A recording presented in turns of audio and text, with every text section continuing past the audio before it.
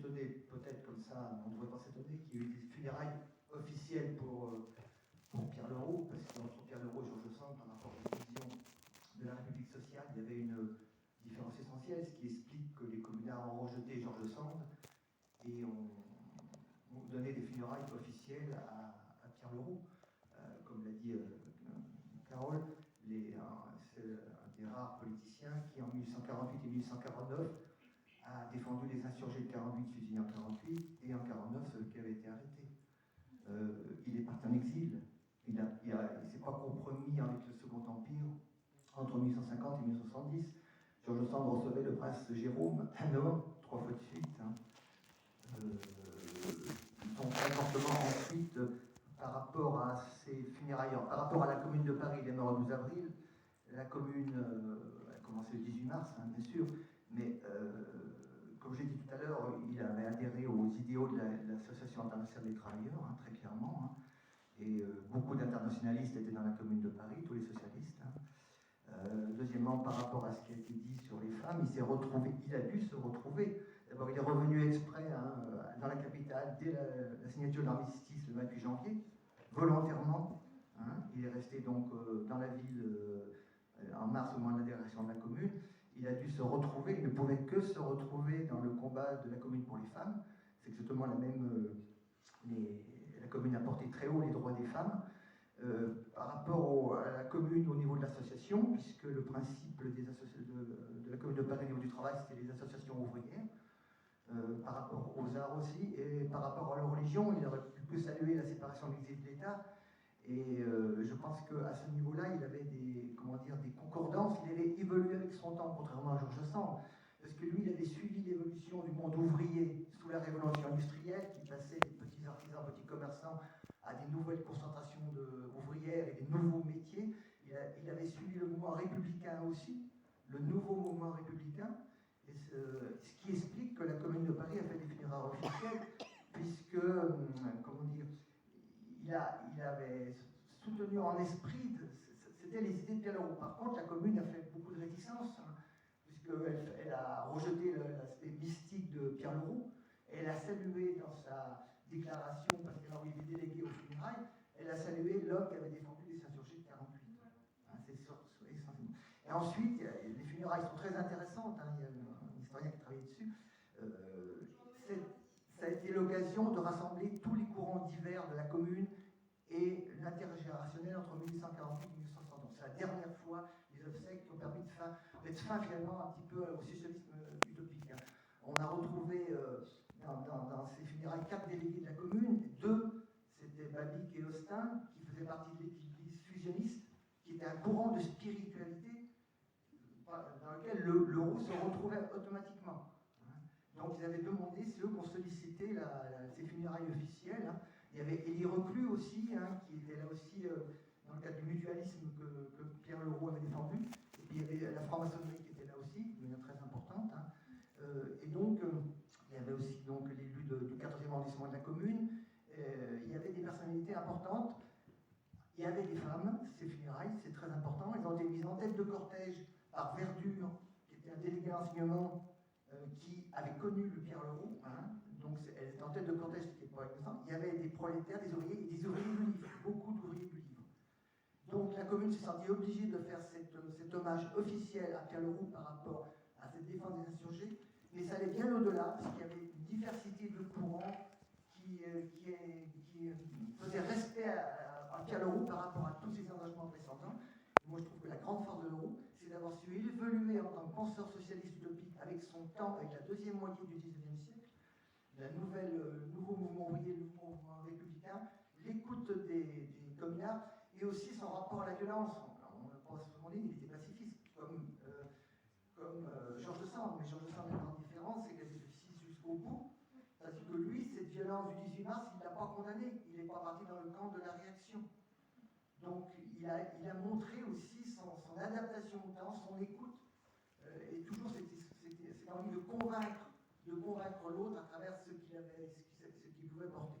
Et je rappellerai simplement pour terminer pour Georges Sand, qu'elle a été rejetée par les communards, terriblement. Elle a eu des mots monstrueux dans ses agendas entre mars et le 18 mars et le 28 mai mai 1871, en saluant les exécutions, en rejetant les mesures sociales de la commune qu'elle avait portées elle-même en son temps, comme par exemple l'interdiction du travail de nuit des ouvriers, que la commune a mis en place, qu'elle avait portée en son temps, et donc elle a très mal terminé, et donc il y a dans ces socialistes utopiques, il y en a qui ont su suivre le mouvement ouvrier républicain, et d'autres qui n'ont pas su le suivre. Elle prenait par exemple Georges Sand ses conseils durant la guerre 70 auprès du sous-préfet de Boussac et du sous-préfet de Chartres, qui étaient deux bonapartistes. Donc elle a cherché toujours à se conforter dans ses idées avec ceux, et elle avait perdu, comme l'avait dit, tous ses amis. C'est-à-dire qu'elle n'avait pas Alphonse Fleury, tous les élites républicaines de l'Indre. Elle s'est éloignée de beaucoup d'amis, comme Pierre Leroux d'ailleurs. Elle n'avait plus de modérateur à côté d'elle, et donc elle était seule face à ses certitudes. Et c'est ce qui est tout dommage à Pierre Leroux. A été une très belle chose dans la vie, si ça n'a pas été une cérémonie après-présent, mais c'était le début des cérémonies collectives et cérémonies républicaines et sociales qui commençaient à se mettre en place, et civiles surtout.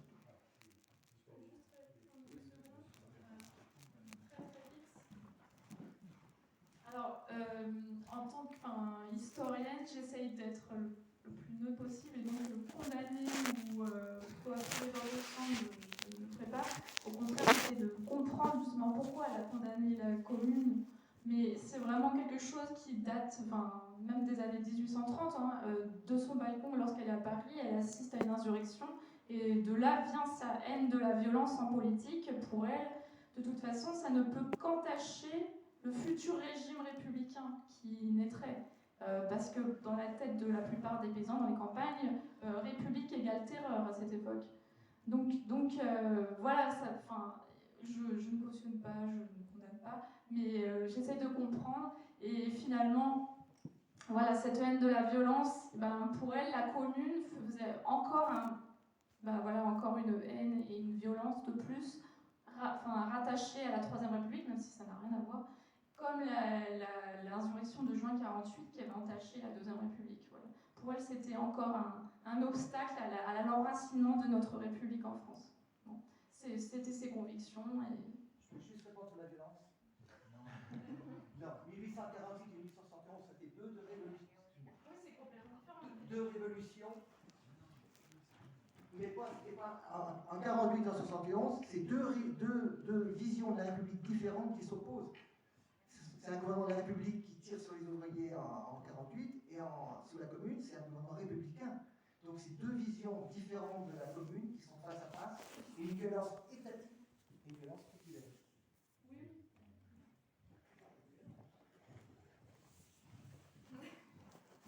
Est-ce qu'il y a des questions? Sinon, on va clore. J'avais préparé une intervention, mais il est déjà 18h30, ça devrait être possible. En fait, pour celles et ceux qui le désirent, vous êtes les bienvenus au Théâtre d'Or à partir de 20h. On va faire des lectures du théâtre de Pierre Leroux, de Jules Leroux, de Charles Poncy et de Luc de Sage, puisque dans la revue sociale qui a été écrite et publiée à Boussac, on trouvait des articles qui reprenaient les principales œuvres de Pierre Leroux, de l'humanité, de l'égalité, de la réfutation du textisme. On trouvait un article aussi du théâtre. Et donc, j'avais préparé une intervention qui vous présente un peu ce théâtre. Ce théâtre accompagne, comme on vient de l'entendre, un nouveau champ philosophique, une nouvelle représentation de l'histoire. Et là encore, on peut être surpris ou non de s'apercevoir que pour Pierre Leroux, comme pour Jules Leroux, comme pour Luc de Sage, leur réflexion politique, leur réflexion philosophique, leur réflexion économique, leur réflexion sociale, leur vision du féminisme, ils vont la transcrire aussi en théâtre. Ils vont la transcrire par des courts textes dialogués. Et on s'aperçoit alors que l'écart entre la théorie, l'écart entre les textes universitaires et comment c'est transcrit à travers des personnages dans le théâtre, fait toute la valeur de ce théâtre, qu'on pourrait dire, qu'on doit dire politique, c'est vraiment le premier théâtre politique, mais pédagogique, et un théâtre et comique et tragique, puisque, pour faire court, Pierre Leroux va aller jusque écrire, et ce qui m'intéresse beaucoup dans la dernière entrevue avec Georges Sand en 1859, est-ce qu'il a participé participé à la soirée théâtre. Maurice venait d'écrire et de publier Masque et Bouffon, la très grande étude sur la commedia dell'arte, parce que il y a ce théâtre des Léroussiens dans la revue sociale à Boussac, mais quand il revient de l'exil 10 ans plus tard, il recroiserait à Nohant Maurice et Georges Sand, dont le théâtre marche. Maurice vient de faire une grosse étude en histoire du théâtre, et c'est pour ça qu'on comprendrait pourquoi Pierre Leroux choisit d'écrire Job, une pièce en 5 actes, où il va chercher un livre dans la Bible, il apprend l'hébreu, il traduit lui-même le livre de Job, il le transcrit en théâtre, ça donne une pièce de 5 actes qui dure à la lecture au moins 3h30. On va juste faire le début ce soir pour que vous compreniez la situation. La situation, c'est qu'il n'arrive pas à dormir et il se retrouve entre insomnie et rêve. Apparaît une morte dans son rêve qui lui dit qu'il faut lire le livre de Job. Et alors il va accepter et il va rester avec cette morte à côté de lui. Et ils vont lire tous les deux le livre de Job et ça va donner toute la pièce. On va voir Job qui avec toute son histoire et eux qui commentent, comme s'ils étaient au cinéma, genre un film. Il y a des scènes où c'est eux qui commandent. Alors Pierre Leroux dit t'as vu, Job fait ci, Job fait ça, qu'est-ce que t'en penses? Et on a toute une dimension dans ce théâtre de Pierre Leroux qui vient alors aussi sur tout ce qui est la mystique, sur tout ce qui a pu être la mystique ou tout ce que, à travers la perception, le sentiment, la connaissance, le rapport à Dieu, Pierre Leroux a assumé en fait, depuis les libéraux, depuis la religion, jusque dans la laïcité. Jusque-là encore même, on sent que la praxis du théâtre, comme Georges Sand à Nohant fait ses soirées, qui quelquefois ne sont même pas de l'ordre de la représentation. Les invités doivent jouer des rôles, ou ils s'inventent des rôles, ou ils improvisent des rôles. Le rapport au théâtre avec Pierre Leroux, qui n'est pas connu, si vous dites déjà Pierre Leroux, c'est pratiquement oublié. Si vous dites à des gens de théâtre, tu connais le théâtre de Pierre Leroux, c'est sûr, à 100%, on a non, je ne connais pas. Or, on va vous en donner des petites lectures ce soir, dont, j'y tenais aussi pour faire référence à Armel, dont le dialogue sur le droit des femmes de Luc de Sage, qui est un petit bijou d'un militant socialiste qui trouve à Boussac, un habitant de Boussac, et qui l'invite au banquet socialiste. Et le paysan de Boussac lui répond oui, je viendrai, prends-moi une place. Et le militant socialiste lui dit non, il t'en faut 2, il faut que ta femme t'accompagne, elle ne doit pas rester au foyer, elle doit aussi militer. Et puis il y a un autre texte qui bouclera entre les interventions de Ludovic et de M. Viard-Monod, La Terre, qui était aussi dans la revue sociale, qui est un dialogue, mais qui n'est pas titré comme un dialogue théâtral. Alors que sur le droit des femmes, par contre, on a un dialogue théâtral. Mais c'est quand même un dialogue qui a eu lieu entre Luc de Sage et Pierre Leroux dans l'école Pauline Roland, l'école primaire, où ils avaient l'imprimerie, et justement ils regardaient les chants. Et on ne sait pas lequel des deux, on suppose que c'est Pierre Leroux qui commence, un dialogue qui commence sur la beauté des arbres, de la nature. Il y a des vaches qui paissent, il décrit toutes les espèces d'arbres, la rivière, les oiseaux, la beauté et la bonté de la nature. Et aussitôt, on suppose que c'est Luc de Sage qui lui répond, qui dit oui, la nature est certainement très belle, mais c'est le rapport de l'homme à la nature qui est plus difficile. Et là s'ensuit toute une description de déjà à l'époque l'agriculture industrielle, le libre-échange qui vient d'Angleterre, qui sont vraiment le capitalisme lâché déjà à l'époque, où déjà les bestiaux sont enfermés, sont engraissés, sont nourris de manière chimique avec des choses plus ou moins claires, et où le libre-échange, le flux des capitaux et des produits est prévu comme le seul système. Et on a toute une tirade qui critique ce libre-échange, et pour faire court, la réponse va être qu'on connaîtra, parce que c'est une prophétie, ils discutent en 1847 à Boussac, et ils disent qu'est-ce qui va se passer pour le futur. Et donc, il y en a un qui dit, ça va être le libre-échange, donc ça sera aussi la guerre, ça sera aussi la destruction, l'agriculture industrielle, la destruction de la nature, l'engraissement des bestiaux, des produits chimiques, et il y aura les maladies qui seront pareilles qui arriveront jusqu'aux hommes. Et l'autre lui dit, il faudra, d'accord, mais il y aura aussi des avantages, on aura la liberté de penser, la liberté de presse, la liberté démocratique, la liberté d'enseignement. Et il y aura une chose à faire pour les paysans et les citoyens, alors, c'est pour contrer ce libre-échange, c'est acheter des terres en commun. Et sur ces terres en commun, pratiquer très concrètement l'association et la coopérative. Et donc c'est très étonnant, dans ces courts textes théâtraux, dont on lira juste des extraits, ça durera 1h30 ce soir, il y aura un buffet à la fin. Ce théâtre est très très étonnant, il est complètement actuel. Les comédiens et les comédiennes qui ne le connaissaient pas, avec qui on a travaillé, on sont tombés littéralement amoureux. On va voir si on ne peut pas essayer de mettre en scène peut-être un dialogue, ou pourquoi pas Job, on verra. Donc vous êtes les bienvenus. Et c'est tout ce que Enfin, il y a toute une réflexion qui allait jusqu'au Rwanda. Oui, mais juste pour dire 2 mots, c'est qu'il y a eu un problème entre la France et le Rwanda au moment du génocide des Tutsis. Et c'est le moment, le président de la République vient d'aller au Rwanda nous expliquer qu'il s'agissait d'une faillite politique, morale, intellectuelle et philosophique de la France au Rwanda. Or, à ce moment-là, c'était le moment où Jacques Viard, le père de Bruno, avait réussi au gouvernement Mitterrand en 1991 à faire recréer une commission de réhabilitation Pierre Leroux. Ce qui est normal pour le Parti socialiste français. Or, le problème, c'est que dans les opérations extérieures françaises, et jusque celle au Rwanda, la vision qu'ont eu les politiques français et l'armée française n'ont pas été celles de Pierre Leroux, n'ont pas été celles du socialisme de Pierre Leroux, qui était très, très anticolonial. Ils ont au contraire une vision raciste, une vision ethniste, et c'est tout le problème de la complicité de la France dans le génocide des Tutsis au Rwanda. Et c'est pour situer le duel philosophique, puisque entre ce que Lucie Ray nous a mis en lumière du duel entre Victor Cousin et Pierre Leroux au XIXe siècle, on retrouve dans les enjeux de la philosophie le duel entre Pierre Leroux et aujourd'hui, entre autres, Heidegger, si on peut suivre un peu l'histoire de la philosophie. Et puis pour terminer, c'était juste, puisque même si Vincent Pélion n'est pas là et Lucie Ray n'a pas pu venir non plus, lance un appel pour la ville de Boussac et mes collègues leroussiens, leroussiennes.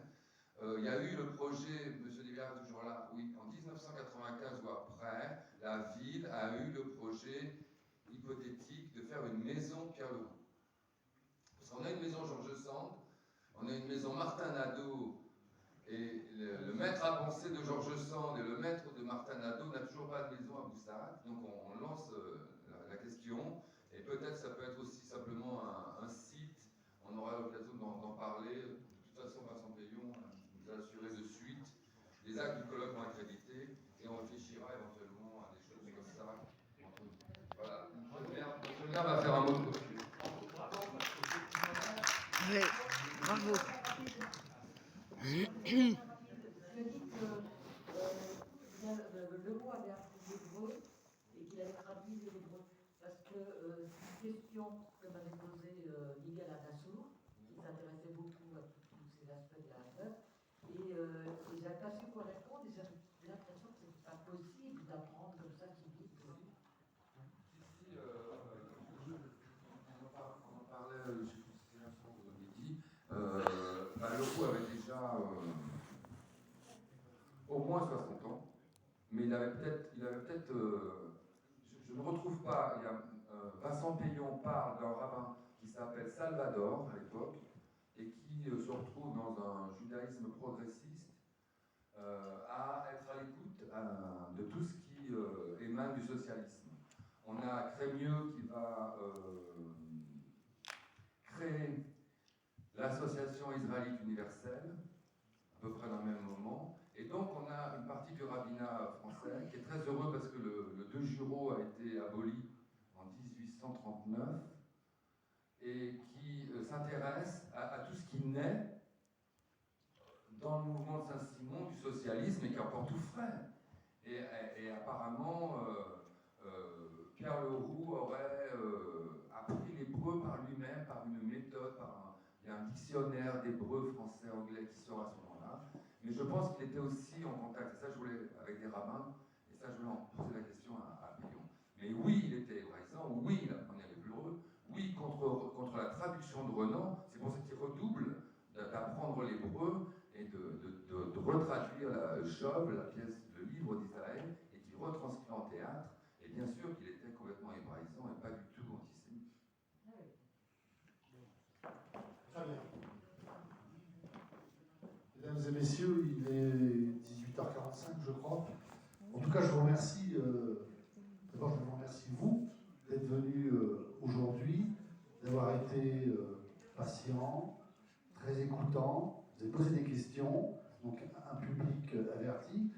Donc, merci en tout cas d'être venus cet après-midi. Merci à vous, mesdames et messieurs. Alors, j'avoue que j'ai pris un peu la température, si vous voulez, au travers de mes années venues. C'était d'un haut niveau. Donc, vraiment, on a appris des choses très intéressantes. Et vraiment, vous avez été en plus complémentaires. Et merci à Laurent d'avoir mixé tout cela entre vous, Monsieur Viard, qui avait commencé. Vous avez placé la barre très haut. Armel, vous avez parlé du féminisme. Ludovic, vous étiez plus sur l'économie, et effectivement, et puis la doctorante, votre docteur, a fini effectivement avec Georges Sand. J'ai appris des choses, des échanges épistolaires, des échanges de lettres très intéressants, qui a donné lieu à une petite confrontation avec Monsieur Hennequin sur effectivement, on a senti tout de suite la position par rapport à Georges Sand et vous, votre position d'historienne indépendante. Donc, merci en tout cas, merci à vous d'être venus aujourd'hui à Boussac. C'est vrai qu'il manquait Vincent Payon, mais il aurait fallu qu'on ajoute 1 heure, 1 heure et demie, je ne sais pas comment on aurait fait, parce que ça n'aurait pas été facile. En tout cas, ça a été un très bon après-midi, on a passé un très bon moment, et puis pour ceux, comme le dit Laurent, qui souhaitent ce soir écouter quelques pièces, ce sera donc au Théâtre d'Or, au Martina, donc je veux dire, qui est à côté. Donc tu indiqueras où c'est, hein, d'accord, parce que ils ne savent peut-être pas où c'est. En tout cas, merci. Merci à toutes et tous. Bonne soirée, bon week-end. Et puis, je crois qu'on a bien honoré Pierre Leroux et je suis assez fier, très fier, avec le conseil municipal ici présent, dont je remercie l'implication depuis ce matin de cette journée spéciale Pierre Leroux. Merci. Comment a été fait allusion au fait qu'on n'a pas eu beaucoup à Boussac